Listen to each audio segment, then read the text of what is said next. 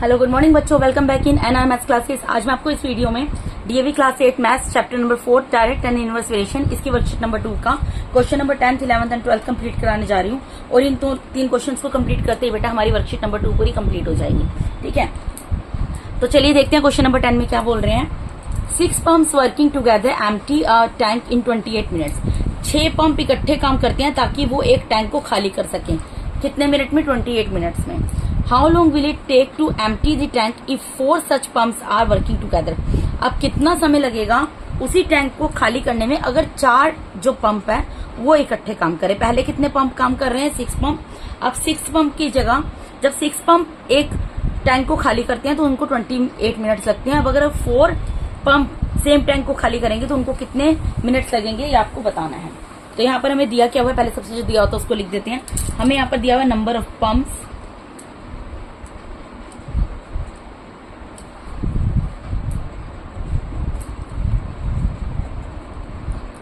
और टाइम दिया है इन minutes.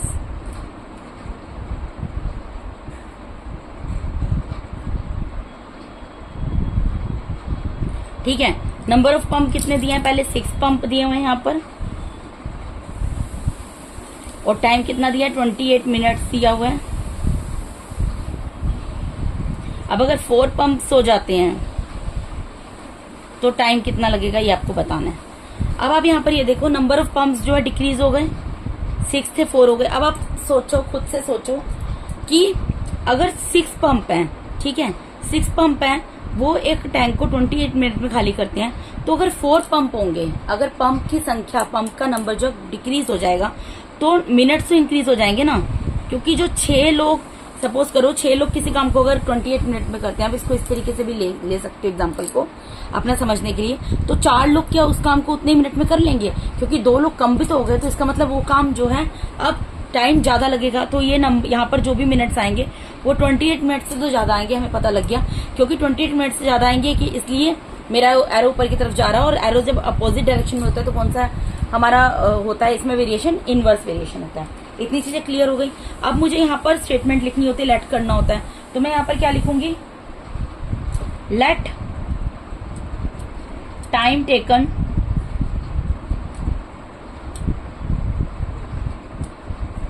To empty the tank in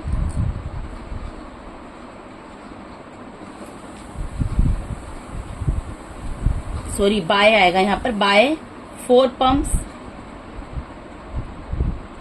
4 pump के द्वारा कितना टाइम लगेगा? x minutes. मैंने मान लिया x मिनट्स लगेंगे अगर उस टैंक को 4 पंप खाली करेंगे, तो यहाँ पर x लिख दिया। जो भी वैल्यू आएगी हम यहाँ पर लिख देंगे। ठीक है जी। अब हमें ये पता है इनवर्स वेरिएशन है, तो स्टेटमेंट जो बनाते हैं बनाएंगे। It is a case of inverse variation as the number of pumps decreases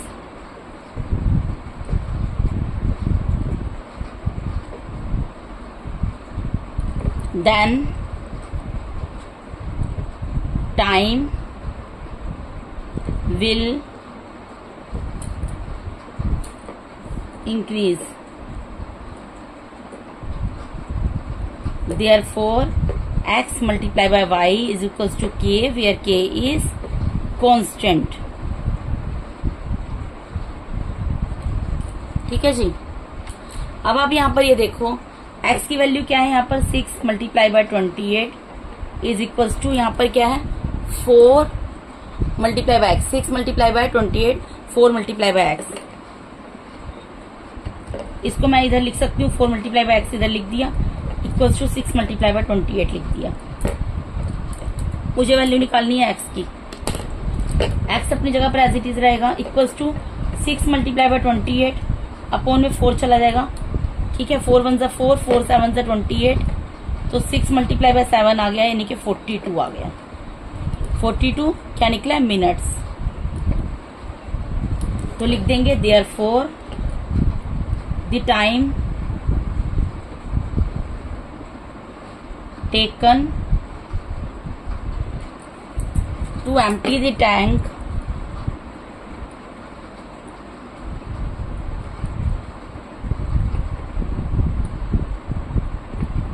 by 4 pumps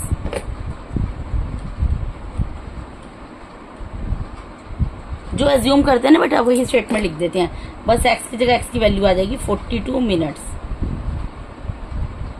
आप स्टेटमेंट लिख ही देना, जो एज्यूम किया होता है यहाँ पर वही स्टेटमेंट आती है, ठीक है। 42 मिनट्स आंसर आ गया ये आपका क्वेश्चन नंबर 10 का, ठीक है जी। अब क्वेश्चन नंबर 11 में मूव करते हैं। क्वेश्चन नंबर 11 में क्या बोल रहे हैं, अ train moving a speed of 75 kilometre per our covers a certain distance in 4.8 hours.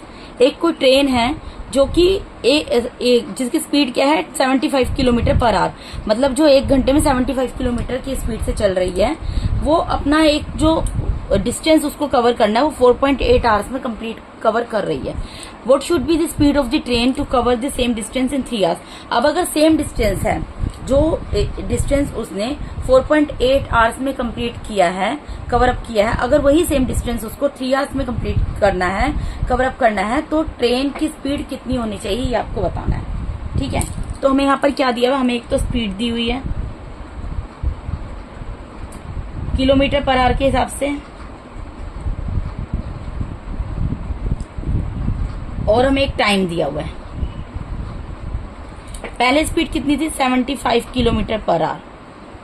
जब 75 किलोमीटर पर आवर स्पीड थी तो कितने आवर्स लगे, टाइम दिया है आवर्स में, यहाँ पर लिख देना आवर्स, तो कितने आवर लगे 4.8 आवर, ठीक है। अब अगर वो 3 आवर्स में इस जर्नी को कंप्लीट करना चाहता है तो स्पीड कितनी होनी चाहिए आपको बताना है ट्रेन की, ठीक है। तो यहाँ पर आप ये देखो कि टाइम तो 4.8 आवर्स तक घटकर 3 हो गया, घट गया, एरो नीचे चला गया, ठीक है।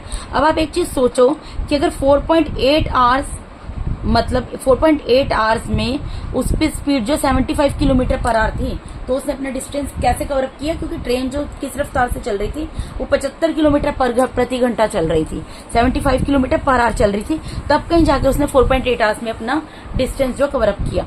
अब लेकिन यहाँ पर तो टाइम को बहुत डिक्रीज कर दिया, 1.8 आवर्स डिक्रीज कर दिया, ठीक है। तो अगर अब वो जो है सेम डिस्टेंस को अगर उसको 3 आवर्स में कंप्लीट करना है, कवर अप करना है, तो स्पीड तो उसको बहुत ज्यादा बढ़ानी पड़ेगी ना ट्रेन की, 75 से बहुत ज्यादा करनी पड़ेगी, तब कहीं जाके, क्योंकि सेम स्पीड में तो ऑब्वियसली वो 75 किलोमीटर का ही सफर तय करेगा, सेम ही आप उसको डिस्टेंस कवर अप करना है, तो यानी कि उसको अपनी स्पीड जो बहुत ज्यादा इंप्रूव करनी पड़ेगी, क्योंकि इंप्रूव करनी पड़ेगी, एरो चला गया ऊपर की तरफ। इतनी चीज आपको क्लियर हो गई। अब हमें क्या करना पड़ेगा, लेट करना पड़ेगा, लेट हमें क्या निकालना है, speed, the speed of the train, let the speed of the train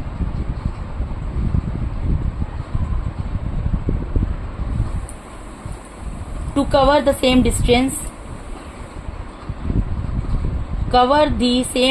in 3 hours। Last line में लिख रही हूँ, let the speed of the train to cover the same distance in 3 hours। बेटा ये आप अपनी तरफ से, इसमें लाइन वेज का कुछ नहीं होता है, आप बस इस तरीके की लाइन वेज कुछ भी लिख दो, क्वेश्चन में से उठा के लाइन वेज लिख दो, मेन आपको कंसेप्ट क्लियर होना चाहिए, ठीक है। और आप जो बताना चाह रहे हो सही, आप यहाँ पर यही पूछा है ना, what should be the speed of the train to cover, तो मैंने ये लिख दिया था, speed of the train to cover the same distance in 3 hours is equals to, इसको जो मैं एज्यूम कर रही हूँ वो लिख दिया। लाइनवेज आप चेंज भी कर सकते हो, ऐसा कुछ नहीं है कि जो मैं लिख रही हूँ मेरे दिमाग में मैं पढ़ा रही हूँ, जो आ रही है मैं वो लिख रही हूँ, आप कुछ भी लिख सकते हो, ठीक है, बस सही होनी चाहिए, ठीक है जी। तो x किलोमीटर इसको मान लिया। अब हमें ये पता लग गया, हमने एज्यूम जो करना था हमने एज्यूम कर लिया, हमें भी पता लग गया। इनवर्स वेरिएशन है तो जो लाइनवेज लिखनी है वो लिख देते हैं, it is a case of inverse variation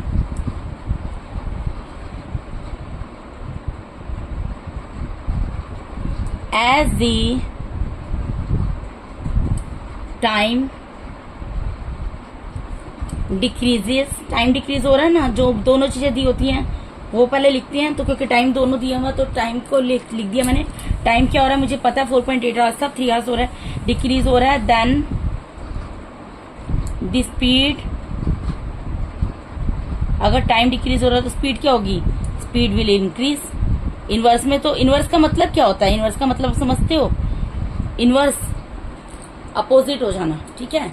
अगर यहाँ डिक्रीज है इंक्रीज हो जाएगा, यहाँ इंक्रीज हो रहा है या डिक्रीज हो जाएगा। विल इंक्रीज लिखना था, मैं इनवर्स बोल रही थी, मैंने वही लिख दिया, विल इंक्रीज, ठीक है जी। तो इसका मतलब क्या है, therefore x multiply by y is equals to k आ जाएगा बेटा, जहां पर k जो है हमारा कांस्टेंट है, ठीक है जी। तो यहाँ पर x की जगह क्या आएगा बेटा 75 मल्टीप्लाई बाय y की जगह 4.8 इज इक्वल्स टू, यहाँ पर x की जगह क्या आएगा k मल्टीप्लाई में 3। और मैं इस चीज को, इस पूरी वैल्यू को इधर लिख सकती हूँ, इक्वल्स टू का साइन है ना, मैं इधर इसलिए लिख रही हूँ बेटा क्योंकि मुझे वेरिएबल की वैल्यू निकालनी है। मैं ऐसे भी सोल्व कर सकती हूँ, आप लोग को अच्छे समझ आ जाए, इस वजह से मैं इसको एक्स्ट्रा करके दिखा देती हूँ। अब मुझे किसकी वैल्यू निकालनी है, मुझे तो x की वैल्यू निकाल, तो देखिए बेटा, जिस वेरिएबल की वैल्यू निकालनी है उसको एज इट इज रहने देंगे। तो x इक्वल्स टू क्या हो जाएगा 75 मल्टीप्लाई बाय 4.8, और ये 3 मल्टीप्लाई में है तो उधर डिवाइड में चला जाएगा। इसका डेसिमल अगर मैं कैंसिल करूंगी तो यहाँ पर क्या आ जाएगा 10 आ जाएगा, क्योंकि 8 के बाद क्या है, 8 के बाद मुझे यहाँ पर 8 के बाद मुझे यहाँ पर सॉरी डेसिमल के बाद 1 डिजिट है तो 1 0 आ जाएगा, ठीक है। उसके बाद कैंसिल करो आप। अब देखो 3 1 3, 3 2 6, 1 बचेगा, 3 5 15, 25 आ गया है यहाँ पर। अब अगर आप इसको कैंसिल करोगे तो 5 2 10, 5 5 25, 5 आ गया, ठीक है। और यहाँ पर ये कैंसिल हो जाएगा बेटा आपका 2 1 2, 2 2 4, 2 4 8, ठीक है। तो आपका क्या आ गया यहाँ पर बेटा 5 मल्टीप्लाई बाय 24 आ गया। अब इन दोनों को मल्टीप्लाई कर दो, 5 4 20 कैरी गया 1, 5 2 10, 5 4 20 कैरी गया 2, 5 2 10 प्लस 2 12, तो 120 आ गया। तो आपका यानी कि यहाँ पर क्या निकल गया 120 किलोमीटर पर आवर, यानी कि x की वैल्यू निकल गई 120 किलोमीटर पर आवर। यानी कि अब उसको स्पीड कितनी करनी पड़ेगी, hence the speed of the train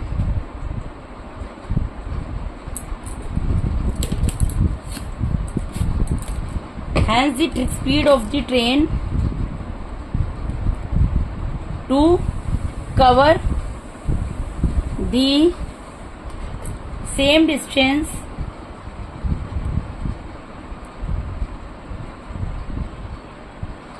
in 3 hours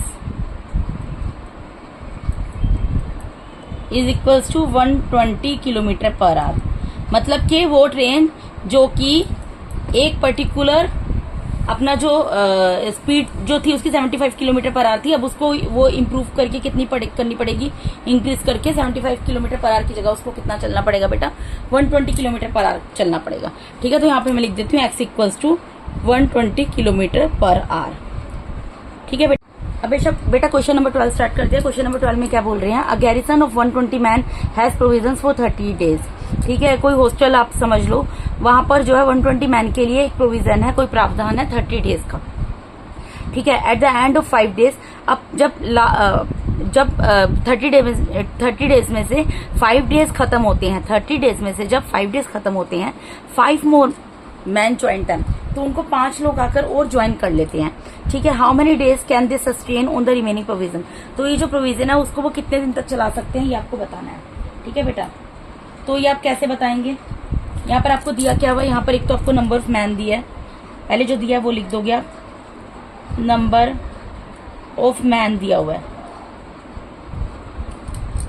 और नंबर ऑफ डेज दिया हुआ है एंड नंबर ऑफ डेज दिया हुआ है,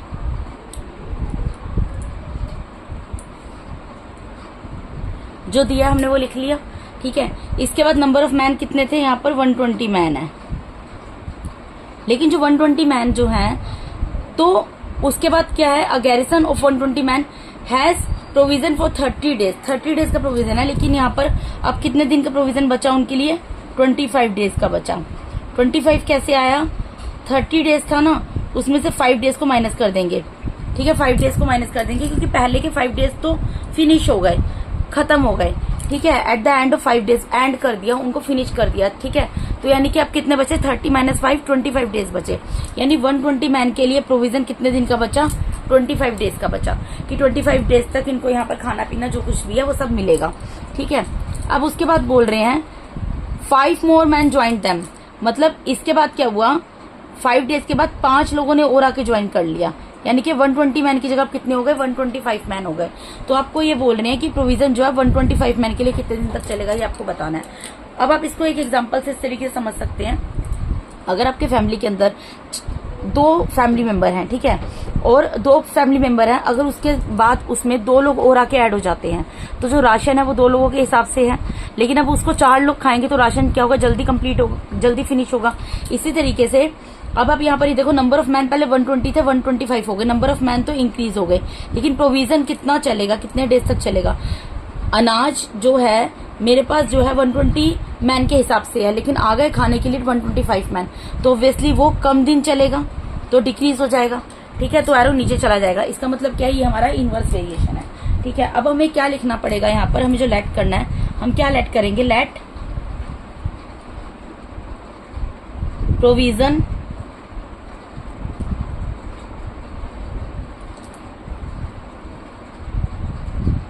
sustain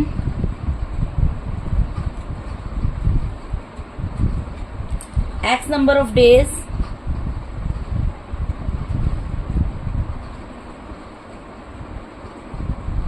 if 5 more persons join them।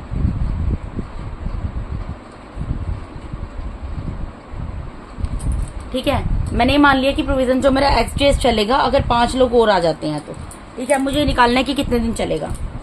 तो देखो ये हमारा क्या है, इनवर्स वेरिएशन है, it is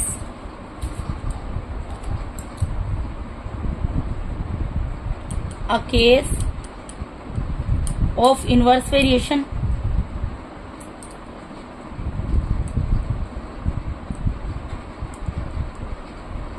as the number of man increases, number of man बढ़ गए ना, 120 से 125 हो गए, then the number of days will decrease, तो नंबर ऑफ डेज कम हो जाएंगे।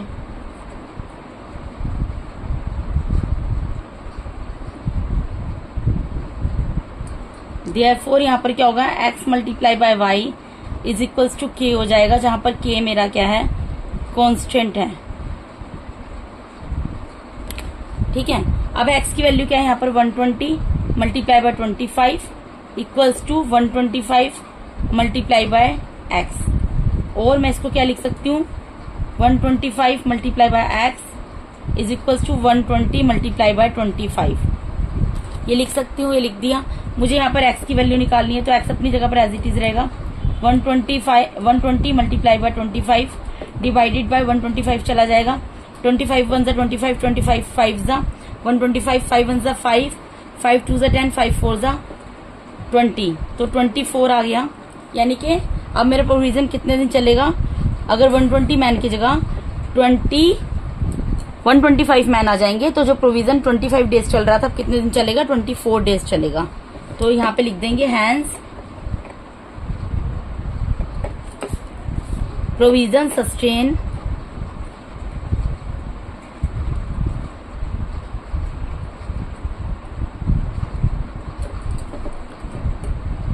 (25 days)